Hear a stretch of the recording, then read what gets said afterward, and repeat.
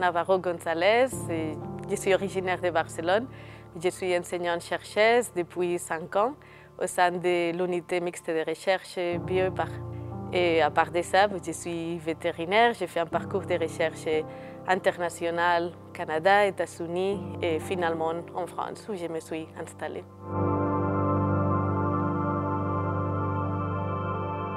Oui, mon projet, il s'appelle Holistic pour Health Risk from Water, Understanding Antimicrobial Resistance in Aquaculture. Ça veut dire comprendre l'antibiorésistance en aquaculture parce que nous connaissons très peu, il y a très peu de recherches sur l'antibiorésistance en aquaculture, soit d'un côté par la pollution qui arrive par l'eau, de l'autre côté l'antibiorésistance qui peut s'originer dans les élevages aquacoles à cause de cette activité. Et justement, mon projet il vise à décrire la dynamique de l'antibiorésistance.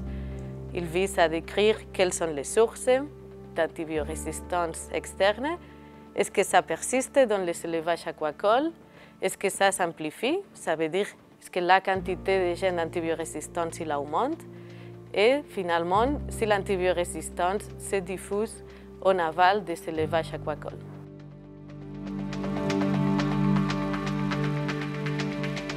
Ce financement, c'est très important pour une jeune chercheuse comme moi, quand on vient de s'installer dans un pays, dans une thématique, un sujet nouveau, différent. Il faut bien sûr un soutien financier de la région, par exemple, pour se consolider dans la discipline.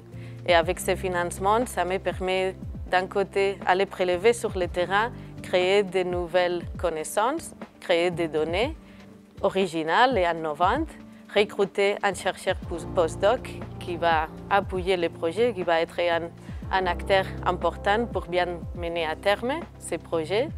Et aussi avec ces données qu'on va générer, on pourra présenter lors des congrès internationaux, on pourra réseauter, établir des collaborations et se créer une identité, se créer une place de reconnaissance internationale dans ces nouveaux sujets.